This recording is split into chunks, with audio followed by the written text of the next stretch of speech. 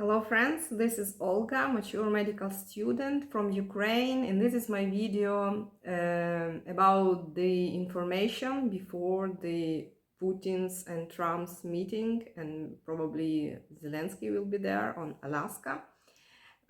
Just want to share with you my personal opinion and what I see in the Ukrainian news, and want to give a comment about what, for example, Trump says from the Ukrainian point of view. So yesterday and during this week, there were a lot of opinions, and people wrote what's gonna be on Alaska, what will be, and so on. And seems like during these days the situation returns to what it was with the first meeting when Zelensky came to Trump, and Trump with J.D. Vance, if I'm not mistaken. They tried to push on Zelensky, and there was not nice conversation because he was against to give the territory to Russia and do what Russia wants. Because it's not what our people were fighting for, to survive, to exist actually as an independent state. And Putin wants not just to take the territories he included in his constitution, like the territories of our country or another country, and also he wants to control basically all the Ukraine. So with this like a peaceful deal, he wants to reach the goals he wasn't able to reach by the army. He wants to have some word and influence on the Ukrainian government. He wants to see Ukrainian government pro-Russian and cooperative with Russia, and he wants Ukraine to reduce the army and not integrating into NATO. He wants to see Ukraine weak and not just some territories but whole Ukraine, and that was the why Zelensky, and I think most of people will not accept this kind of things, like that Russia will control Ukraine. And what is he wants now, and what is happening, I think that Trump tried to push on Ukraine. Why? Because I see that yesterday morning I saw this news that J.D. Vance told that we are stopping the funding of the production, the weapon for Ukraine. So if Europe wants to buy weapon in American producers, they can, but America will not help Ukraine in this case. So it's the same as it was in that period of the first meeting, not successful with Zelensky, because Trump after that stopped the shipment of the weapon, I would say, from America, and now they also try to do the same and to push on Ukraine. And also Trump told yesterday that Russia, like Russians, they in wars, they make a lot of different wars during the last years, and actually they are very good at war. And yeah, Russians, they making a lot of small wars, but in the last time, I mean after the Second World War, they were not in war with a big country. Their victims were always very small countries, like I mean the Chechen Republic, that wanted to be independent, and the Chechen people was in war twice with Russia, and Georgia, for example, and so on. And this is like a small territories, and people were against Russia were smaller in the population, in the economy, in the equipment, and were not supported by some other, big countries. So in this case, Russia won. And for example, the war that started USSR at the end of its existence, the USSR didn't won this war. The Afghan people, they actually didn't surrender. Trump told yesterday, when the war just began, the Russians, they would capture the Kyiv, definitely, is his words. But just because of the bad luck, because they choose some not good tactics, they went with their heavy machinery through the fields. Fields were very wet. There were just a lot of swamps also, and this heavy equipment stuck.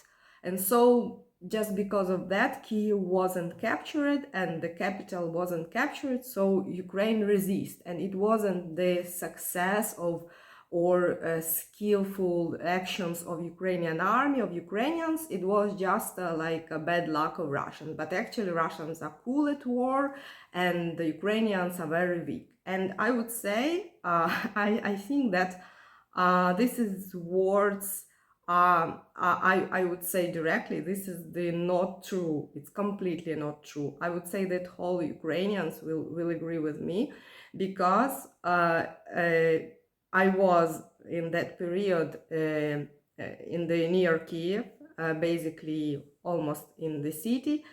And I remember what happened, basically what Trump told, that the machinery of Russian heavy equipment, all army, they went through the fields. Fields were wet, as I told you, and so they didn't reach success. But in reality, they exactly choose the well-covered roads. So it's not true what he's saying.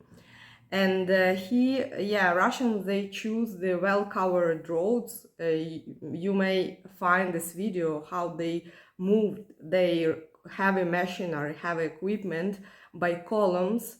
So there was a car by car, like one by one, and these columns were very, very long, some kilometers, even not 1, not 10, but even longer.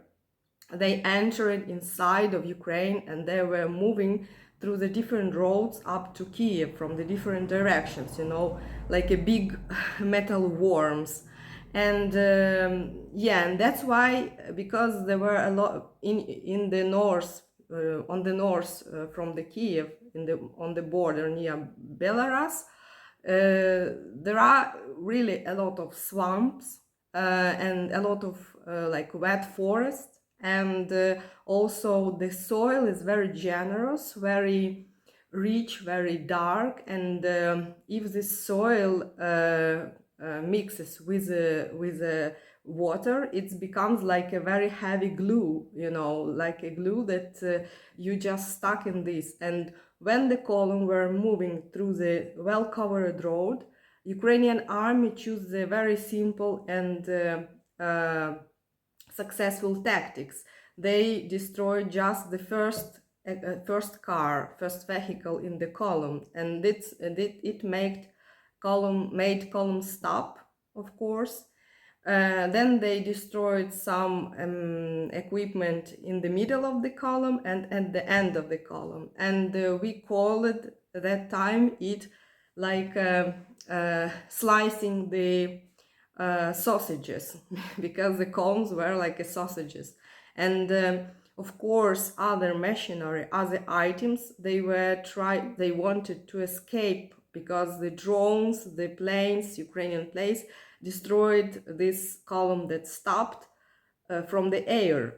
And the heavy machinery, Russians machinery, they tried to escape by fields, by swamps, and very often this machinery stuck in the swamps because it's too heavy, and the Russian soldiers, they just went away by legs, because if the tank is drowning in the swamp, you cannot do anything. You just open these doors and drawer, or how to say, and run and go away.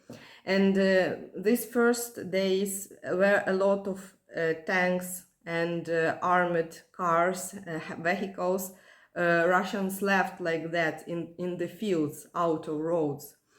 And a lot of Ukrainian farmers took the tractors. If you do, you remember, or you even can find this video, a lot of memes, when the Ukrainian tractors and farmers on this tractor, they take in the rope, attaching to the tank, and by the tractor they taken from the swamp this tank, Russian tank, and gave it to Ukrainian army. So it was like a lend-lease, that Russians lost a lot of normal working machinery equipment during the first days of war.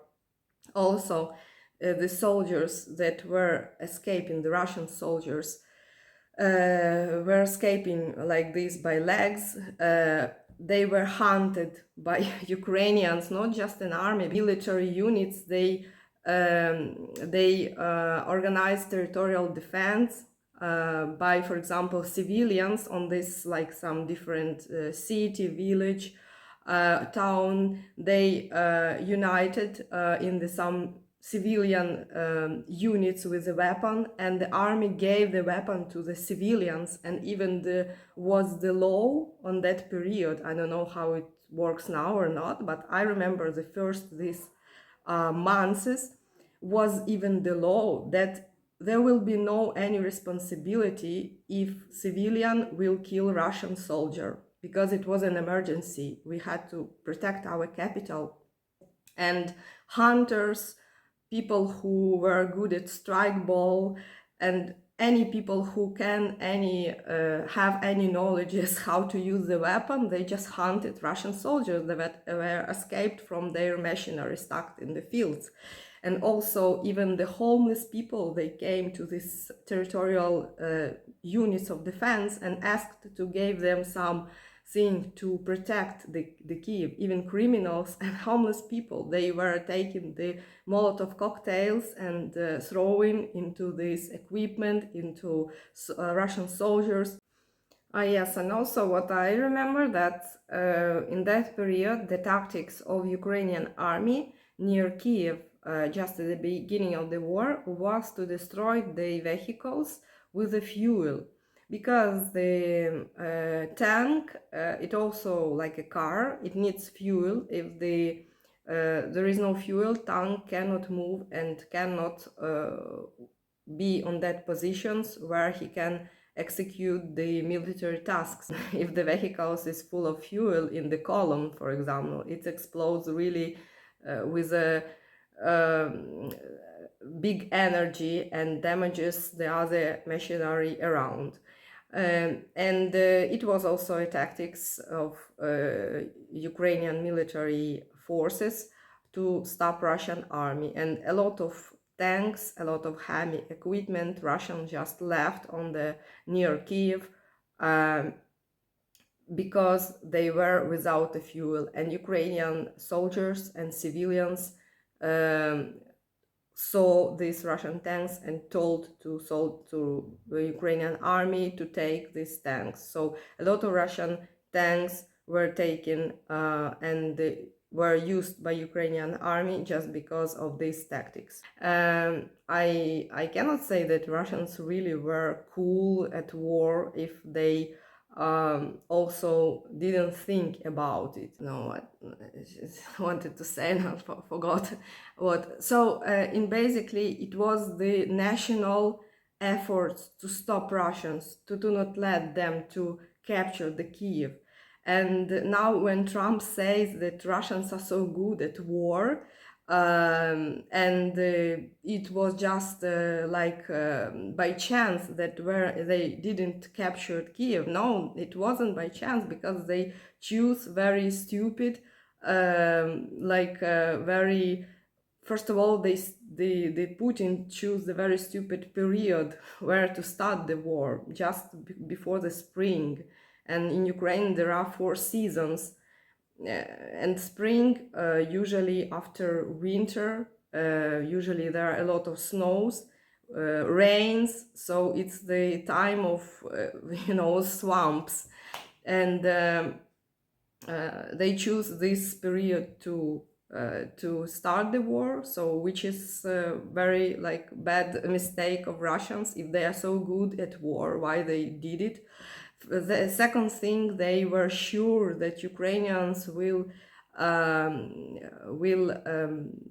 congratulate them, will be happy to see them, and will give up with a pleasure when they will see Russians. I don't know who gave this wrong information to Putin and to the generals of Russian army, and also they were moving just in these columns, like without any sly or interesting plan. So they just going like like a train. So there was no any doubt. It was a strategical defeat from the very beginning, and that's why they didn't capture the Kyiv. Because Ukrainian army protect the Kyiv, because their tactics were bad, and because civilians were with army together protecting the Kyiv, and then the part of these civilians, they become as soldiers, like from the territorial units of defense. They went to they became soldiers like of regular army, and then now a lot of them, they are fighting on the southern east of Ukraine, and a lot of bridges were blown up, exploded, just because to avoid Russians move to the Kyiv. And there were a lot of cases when the Ukrainian soldiers blow it up the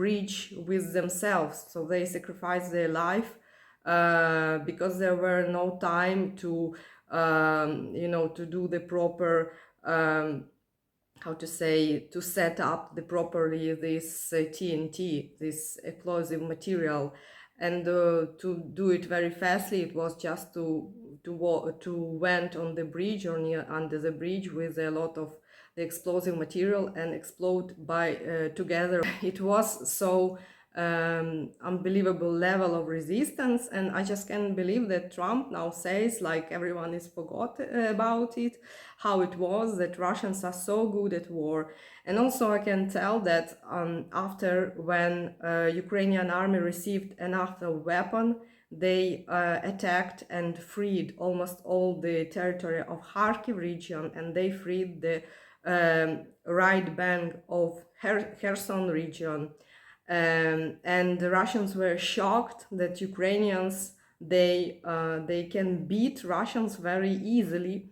But then why everything is stopped and stuck, and although I think about this almost 2 or 3 years, it's like this, so the line of front line doesn't change much, just because the Western countries, the America with the Western countries together, they just started to regulate the quantity of weapon Ukraine gets. So Ukrainians at that time asked a lot of weapon to make Russians take away their army and free all territories, and there was a possibility to do it, but the Western countries together, they decided to stop this war and to keep it in this kind of like high how to say, low intensity conflict, and do not let Ukrainians, do not give Ukrainian army enough weapon to make Russia went away from Ukrainian's land. So I cannot say that Russians so good at war, it's just the matter of politics, not a matter of the how to say, the art of the war. Yeah. So I just want to react on that things, because we have to remember how it was, 3 years and a half. Maybe Ukrainians like me that were so close to all and actually were into this situation, we remember this. Well, and also what I wanted to say that in Ukrainian mass media there are a lot of mentions that now if there will be like exchange of territories, but it's also very strange expression, because how we can exchange like our territories that Russia captured on our territories that Russia didn't capture. So it's not that like Ukrainian Russian territories. So Ukrainians will decide which territories of their all territories will belong to them or what. So it's not very fair. And some experts, they point at that thing that the same situation was just before the Second World War, when Hitler captured the part of Czech Republic, Sudety. In general, to remember this situation, that at that period the President of United States said to Hitler, there was a meeting like this, and there was a decision that, okay, if Hitler's army occupied this territory, they captured by force, okay. And what was the purpose of this? To do not let happen the bigger war. So the army of Hitler, this state, this was quite aggressive, this regime, yes, aggressive. And so they just let Hitler to take these lands of another country, just to let him cool down and stop the bigger, problems. But what we see that after that, a year after that, the Second World War started. So it wasn't like a thing that Hitler took some territories and was like it was enough for him. So his appetite grew up. So because he saw that if his army can capture some new territories, capture the territories of other countries, and then just the international community to say, okay, you're captured, now it's yours. So he would be like, inspired, and he was inspired, and he moved on. He started a bigger war, a Second World War. So this situation, what happens now with this, like the proposition to give to Putin some territories and let him cool down, because his territory is more Russificated where. So now there are a lot of people speak Russia because of the other centuries before, a lot of aggressive Russification. So just because of this, the Putin can take these territories. But it's very similar situation what I'm hearing, and I hope that it will not lead to Third World War, but some similarities exist, and we will see. A lot of other journalists that maybe know something more, they're telling that there will be decisions that will Ukrainians like, and some other decisions that Ukrainians will not like, that there are consultations, and there are preparations to stop at least the fire. And also what I understanding, that it counts not the the peace will be established, but just like some pause, so some break in the war. So at least they want to stop the fire and make some, agreements, some point of the of stop, and then maybe I don't know what will be next. But in Ukraine, a lot of experts say that there will be no any returning, because if in Ukrainian constitution we have these regions, and it is Ukrainian regions, and it is forbidden to give them to other country, because it's like a threat to Ukrainian unity as a state and independence, and Russian president took these territories and signed Ukrainian territories, the territories of our country. He considered that it will be the Russia, so he put it in his constitution, and even he put it that territories are not yet conquered, so they are free from Russian army, free from war. They were not captured. There were no military actions, and he also wants Ukraine to give this territory. So, you know, when two countries have the one territories signed in their both constitutions, there will be no peace between these countries for a long period. That was a Putin, you know, like fixed this situation.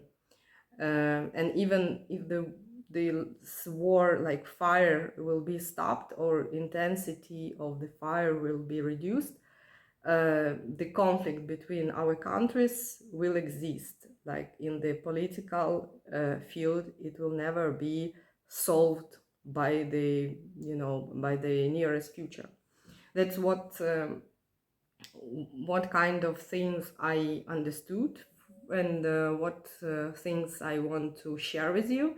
Don't be very strict with me, because I am not you know, the professional in the things of politics, but I am as a the how to say, the citizen of my country, of Ukraine. I would like to share with you some thoughts, because I think that from their other country, like I see here in Italy, people, they their opinions, like a common people, they really have different vision of all of this, and they don't have like complex understanding, like deep understanding what happens in Ukraine exactly, because they are so far and this is not their state, and maybe they have some other you know, cultural and historical background. So it's very hard, you know, to understand for them. That's why maybe I think it's not bad to make these videos, even